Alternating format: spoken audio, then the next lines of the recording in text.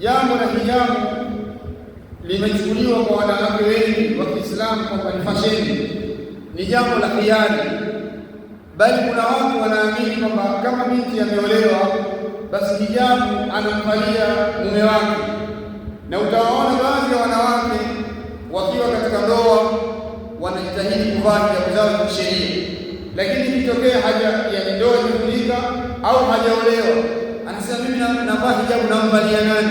Akawa anaona kwamba jambo la kuvaa hijabu ni jambo ambalo linamhusu mtu.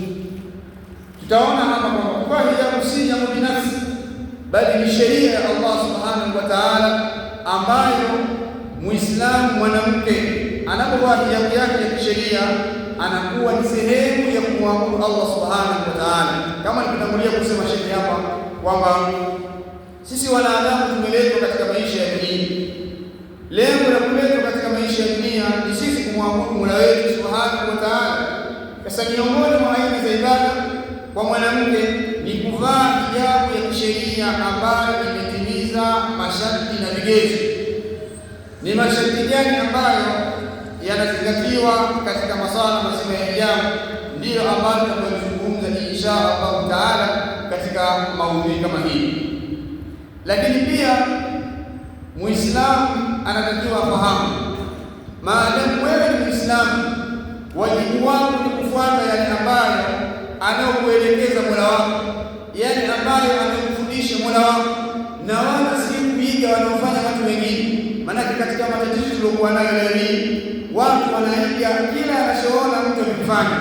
Utakuta leo watu wanaiga kupitia televisheni, yaani mtu akawa anaiga namna ya kuvaa, namna ya kujiremba, anaona kwenye TV, kwenye season au kwenye mitandao ya kijamii, fulani amevaa kadha na mimi nivae, fulani amefanya kadha na mimi nifanye. La, wajibu wa Muislamu ni kufuata mafundisho yake ya dini. Ittabi'u ma unzila ilaykum min rabbikum wala tattabi'u min dunihi awliya, fuateni yale ambayo yaliyoshushwa juu yenu kutoka Mola wenu, na wala msifuate mambo mengine ambayo yanahalifu yale aliyokuja nayo Mtume Muhammad sallallahu alayhi wa alihi wasallam. Na Muislamu, mwanamke wa Kiislamu, hauna nafasi ya kuchagua sheria kwamba sheria hii inaifuata, sheria hii siifuata. Kama wewe ni Muislamu wa sawasawa, ufahamu kwamba dini yako hii ya Uislamu imetimiza hukumu zake kila sehemu. Usifikirie swala la urembo unaamua wewe unataka jirembe kadha. Uislamu umekuwekea utaratibu, ujirembe kadha, urembo huu wafaa, urembo huu haufai, kwa kuwa dini ya Uislamu ndiyo dini ambayo aliyochagua Allah subhanahu wa ta'ala. Anasema Allah tabaraka wa ta'ala, al-yawma akmaltu lakum dinakum wa atmamtu alaykum ni'mati wa raditu lakum al-islam dina. Leo ndio nakukamilishieni dini yenu. Al-yawma akmaltu lakum dinakum, leo ndio nakukamilishieni dini yenu. Wa atmamtu alaykum ni'mati, na natimiza neema yangu kwenu nyinyi. Wa raditu lakum al-islam dina, na nimeridhia kwamba Uislamu uwe ndio dini yenu. Uislamu ni mfumo kamili ya maisha. Uislamu umeelekeza hata namna ya kusuka. Unapokwenda kusuka, ukasukwe wapi, usukwe vipi, hayo tutaeleza hapa, ili wewe Muislamu ukiondoka uwe ni balozi na uwe ni mfikishaji wa yale ambayo tunayosikia leo hii, kwamba Uislamu umeelekeza namna ya mwanamke anatakiwa avae vipi, akiwa wapi, akijiremba ajirembe vipi, akiwa wapi, mambo gani ambayo yanafaa katika Uislamu. Nukta ya kwanza ni kuhusiana na maana ya mavazi. Tukisema mavazi tunamaanisha nini? Mavazi ni chochote ambacho mwanadamu anakivaa kwa ajili ya kusiri utupu wake, kujikinga na joto, kujikinga na baridi na maafa, katika yale ambayo Uislamu umeyahalalisha. Hiyo ndio maana ya mavazi. Ama marembo au urembo, urembo ni kitu chochote ambacho mwanadamu anakipamba nacho katika mavazi, katika manukato na vitu vyote ambavyo vitamfanya awe katika hali ya maridadi. Tukija katika aina za mavazi, Mavazi kwa mujibu wa sheria yanagawanywa katika aina tatu kuu. Kuna mavazi ambayo ismun halalu lidhakari wal untha. Kuna kigawanyo ambacho ni halali haya mavazi kwa mwanamume na mwanamke, ni mavazi yote ambayo sheria haikuyaharamisha. Hiko ni kigawanyo cha kwanza.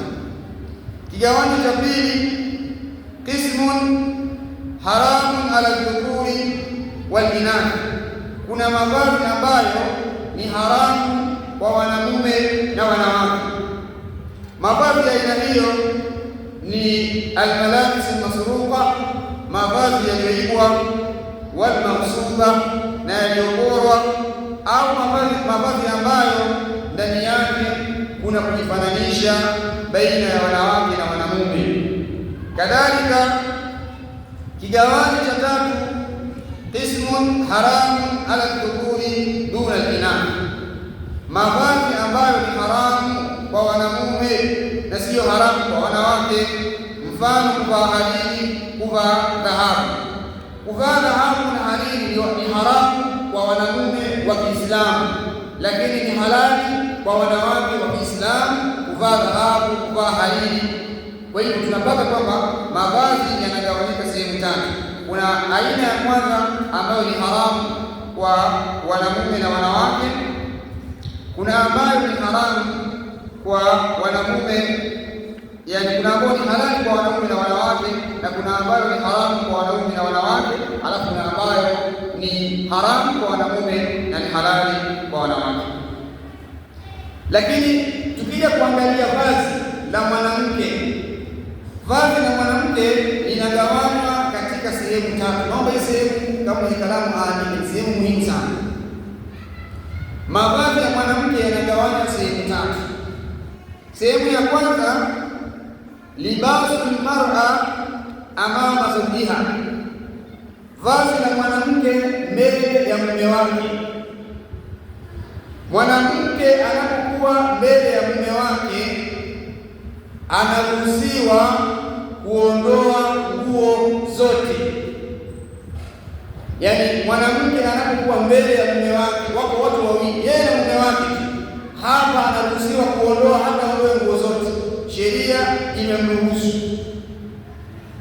Aina ya pili, libasul mar'ati amama nisai wal maharimi, mavazi au vazi la mwanamke anapokuwa mbele ya wanawake na wale ambao ni ndugu zake. Vazi hilo mwanamke anaruhusiwa kuondosha nguo akabakiza sehemu iliyokuwepo baina ya kitovu na magoti. Yaani maana yake mtu anaweza akiwa yuko na kaka yake na baba yake na yani baba yake mkwe au babu yake, anaweza akavaa blausi tu, juu asivae juba, asipige kichwa, na chini akavaa kasketi, hakuna shida. Hayo ni mavazi unaweza ukavaa ukiwa na mtoto wako, ukiwa na baba yako, ukiwa na kaka yako.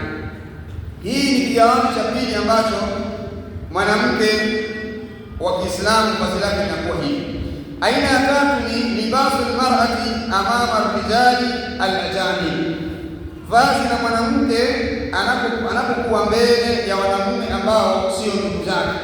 Hapo mwanamke anatakiwa ajistiri mwili wake wote, haitakiwi kuonekana sehemu hata moja anapokuwa mbele ya wanamume ambao sio maharimu zake.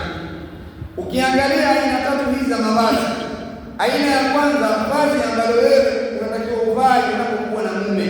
Sasa utakuta baadhi ya wanawake kutofahamu hukumu za kisheria, lile vazi ambalo yeye anatakiwa avae mbele ya mume wake, yeye analivaa mbele ya wanaume wengine, au analivaa akienda sokoni. Leo utaona kuna wanawake wangapi ambao wasiokuwa na haya, wasiomuomba Mola wao, wanatembea wakiwa wanavaa zile nguo za ndani. Usione ajabu kukuta mwanamke anatembea kwa taiti, anapanda kwenye daladala. Hiyo taiti unatakiwa umvalie mume wako, bali wengine kinyume chake. Sasa majuba, nikabu, maaba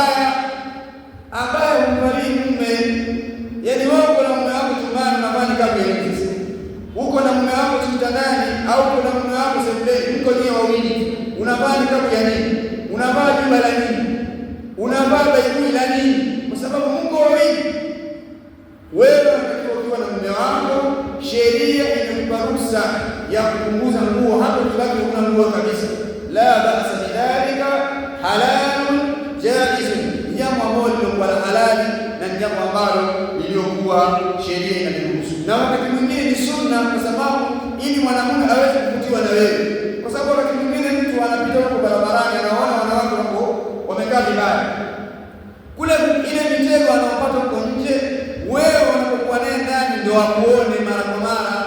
Hii itamfanya kwamba wale wanawake wa nje aone hawana maana, kwa sababu kama ni mke wake vizuri. Lakini leo mwanamke yuko ndani anamwandalia mume wake chai, chakula, anamwandalia akiwa amevaa niqabu, amevaa jubba. Hii ni kuonyesha kwamba hujui mavazi ya kuvaa, wakati gani umeilipa, wakati gani umeilipa. Tukija kuangalia aina za mapambo katika Uislamu na katika sheria yanagawanywa kwa kuzingatia mambo mbalimbali. Kuna mapambo ambayo tukiyagawanya kwa kuangalia dhati yake, tunapata mapambo ya aina mbili. Kuna mapambo yanaitwa azinatul batina, mapambo ya ndani. Tukisema mapambo ya ndani kwa kuzingatia dhati, tunakusudia ni ile mtu kujipamba na tabia njema, kujipamba na imani na yale yote mafundisho ya Uislamu. Alafu aina ya pili ya mapambo kuzingatia dhati yake ni azinatul dhahira, ni mapambo ya nje, ya kusudiwa sasa mavazi, muonekano, sura na mfano kama hayo. Aina ya pili ya mapambo tunayagawanya kwa kuzingatia ma yahillu dhuhuruhu wa ma la yahillu. Kugawanya mapambo kwa kuzingatia mapambo gani yanafaa kuonekana, mapambo gani hayafai kuonekana. Hii ni sehemu ambayo wanawake wengi wanachanganya, yaani vile vitu ambavyo wanatakiwa vifichwe yeye anadhihirisha,